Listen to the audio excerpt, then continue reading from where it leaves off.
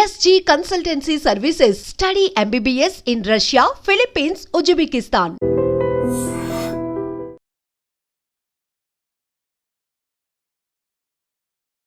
America ఎప్పుడైనా సరే America వెళ్ళాలి అనే వాళ్ళ సంఖ్య చాలా పెద్ద సంఖ్యలో ఉంటుంది. ఎందుకంటే ఇండియా నుంచి అమెరికాకు వెళ్ళే వాళ్ళ సంఖ్య వేలల్లో ఉంటుంది.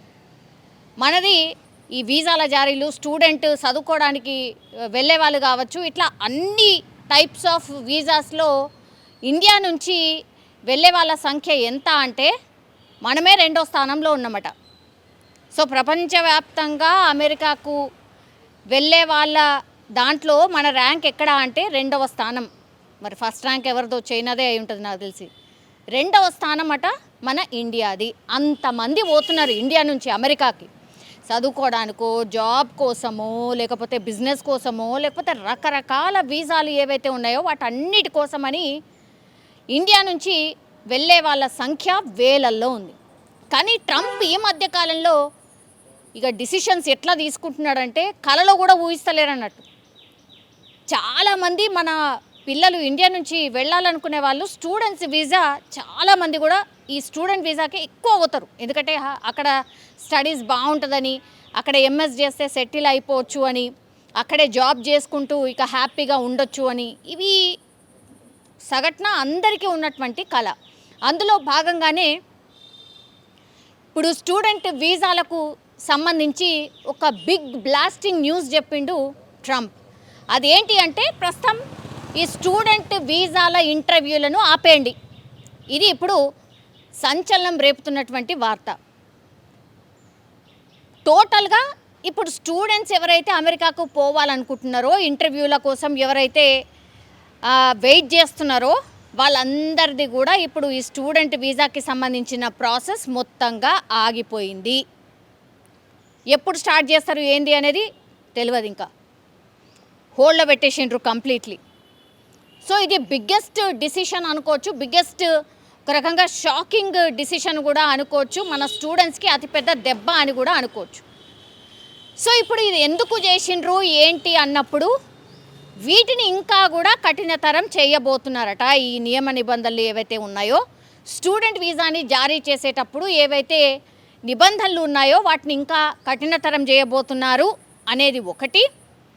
ఆ తర్వాత ఇప్పుడు ఎవరైతే అమెరికాకి వెళ్ళాలనుకుంటున్నారో వాళ్ళందరి సోషల్ మీడియా అకౌంట్స్ అన్నిటినీ కూడా క్షుణ్ణంగా పరిశీలించిన తర్వాత మాత్రమే వీళ్ళకి ఇప్పుడు స్టూడెంట్ వీసాని జారీ చెయ్యాలి అనేటువంటిది డిసిషన్ తీసుకున్నారట.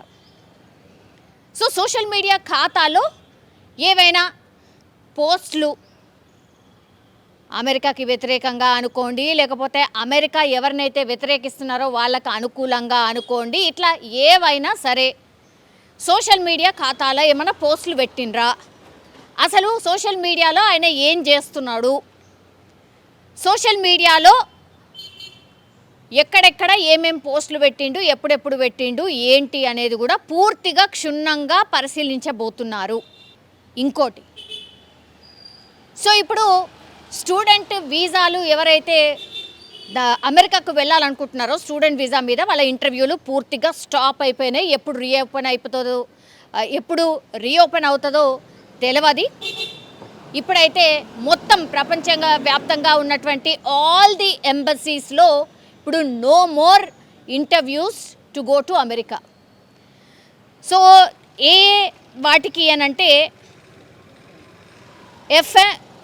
ఎఫ్ కావచ్చు, ఎం కావచ్చు, జే కావచ్చు, ఇట్లా ఎటువంటి వీసా అపాయింట్మెంట్లను కూడా ఈ దౌత్య విభాగాలు కొన్ని డేస్ పాటు అనుమతించవు.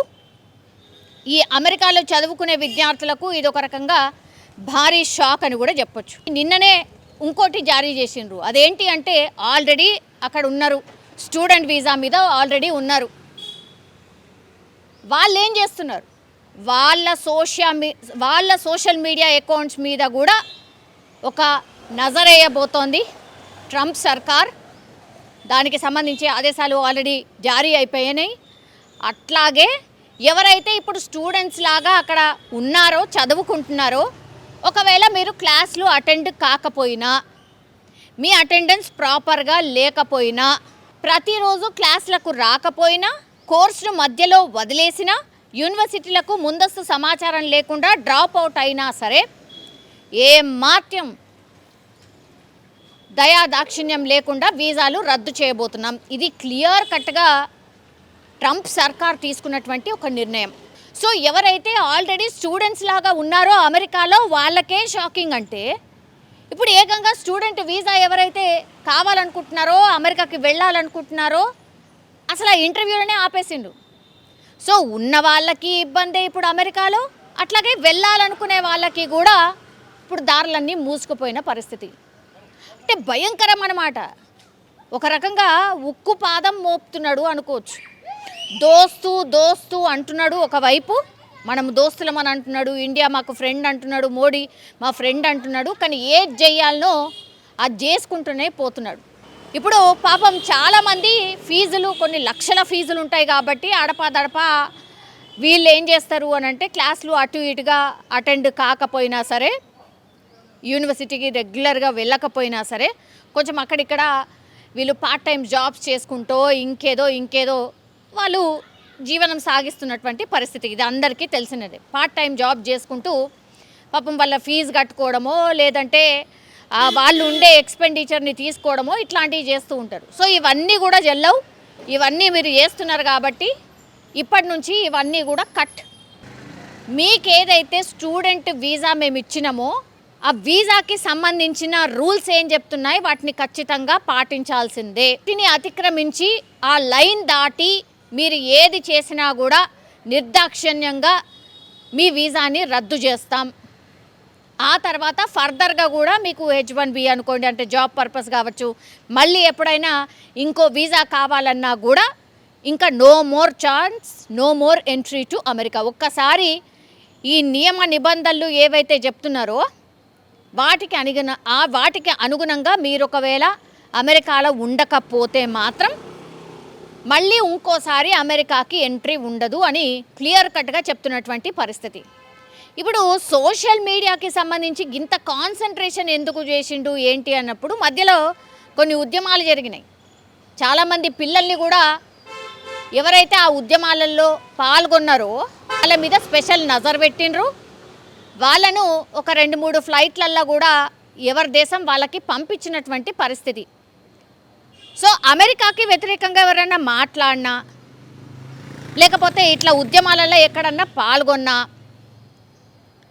లేకపోతే సోషల్ మీడియాలో ఎవరెవరికి వ్యతిరేకంగా మాట్లాడుతున్నారు, ఎవరికి పాజిటివ్గా మాట్లాడుతున్నారు, అసలు సోషల్ మీడియాలో యాక్టివిటీ ఏంటి అనేది క్షుణ్ణంగా పరిశీలిస్తున్నారు. ఏంటి అక్కడ ఉన్న స్టూడెంట్సే కాదు, మన ఇండియన్స్ ఎవరైతే ఉన్నారో, లేదంటే ప్రపంచవ్యాప్తంగా వచ్చినటువంటి వాళ్ళు ఎవరైతే ఉన్నారో, అమెరికాకి వెళ్ళినటువంటి వాళ్ళందరి సోషల్ మీడియా మీద నజర్ వేసింది. అట్లాగే ఇప్పుడు ఒకవేళ అమెరికాకి వెళ్ళాలనుకునే వాళ్ళ మీద కూడా సోషల్ మీడియాకి సంబంధించిన పూర్తి ఇన్ఫర్మేషన్ తీసుకొని అన్ని పరిశీలించిన తర్వాతనే నెక్స్ట్ ఫర్దర్గా. సో సోషల్ మీడియా మీద అంత స్పెషల్గా నజర్ పెట్టడానికి రీజన్ ఏంటంటే ఇదే అన్నమాట. వాళ్ళ యాక్టివిటీ పూర్తిగా తెలుసుకున్న తర్వాత మాత్రమే వీసాలు జారీ చేయబోతున్నాం. ఇది స్ట్రిక్ట్గా ఇంప్లిమెంట్ కాబోతోంది. సో అమెరికా వెళ్ళాలంటే ఇప్పుడు నాట్ దాట్ ఈజీ అని చెప్పకనే చెప్తున్నాడు.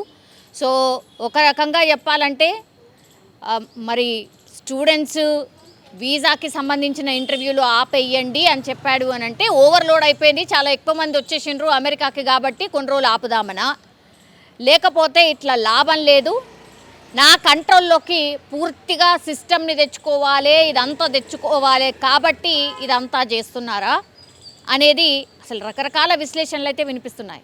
కానీ ఇప్పుడు మాత్రం ఒక రకంగా ఎవరైతే అమెరికాకి వెళ్ళాలనుకుంటున్నారో వాళ్ళకు మాత్రం బిగ్గెస్ట్ షాక్ అని చెప్పొచ్చు. అట్లాగే అక్కడ ఉంటున్న వాళ్ళకు కూడా అంత హ్యాపీ ఏం లేదు.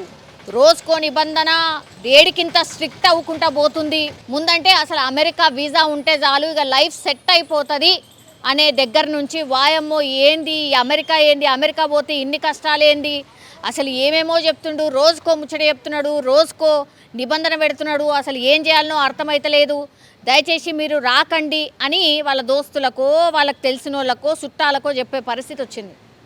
సో చూడాలి మరి ఇంకేం నిబంధనలు పెడతాడో, ఇంకేం కొర్రీలు పెడతాడో అనేది చూడాల్సిందే. బట్ అమెరికా వెళ్ళడం మాత్రం అంత ఈజీ కాదు అనేది మాత్రం స్పష్టంగా అర్థమవుతోంది. నిజంగా ప్రస్తుతం ఉన్నటువంటి సమాజం దేనికి ప్రయారిటీ ఇస్తుంది? ఆర్థిక సంబంధాల చుట్టూ మాత్రమే తిరుగుతోంది.